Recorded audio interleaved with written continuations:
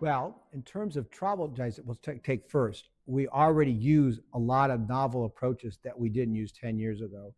A lot of what we use is something called adaptive designs, which you set up rules when you start a trial and you say, if this happens, we're going to do that, because it's not as kosher to get halfway in the trial and say, hey, we ought to change this if we see this. That's not, because that leads to maybe overestimates of what you're trying to find with your treatment. So we adapt, and this adaptation really leads to advances more quickly. So I think that's one major thing. The second thing is we're using what's called a STEP platform, which is you have a platform built for, we have now for acute stroke reperfusion, and we can add things in and take things out on an ongoing basis so it can be more efficient, so we don't have this lag time. We can keep adding and subtracting things as they get tested.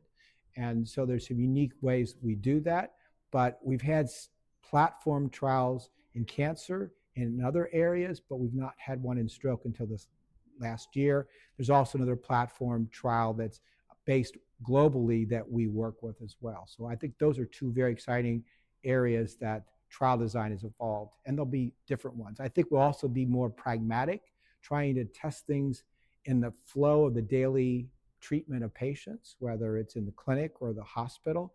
And these pragmatic trials can test things that we're doing, but we're not sure which of two things is better. And that can also lead to major advances and incremental advances on what we do. The use of AI, that is also got a much longer, I would say, time frame that it's going to happen. But I do think we already use it right now for imaging to help decide if there's a certain eligibility of a clot seen in an artery or a certain size of brain hemorrhage. We can use imaging now and AI to help us do that. But I think what we're talking about in the future is somebody comes in, you get their information, and an AI partner can get all the details about that patient. We know then what the situation we're trying to treat. The AI pulls all the available information from clinical trials that are relevant for that person, and then says, here are the options, here's the data.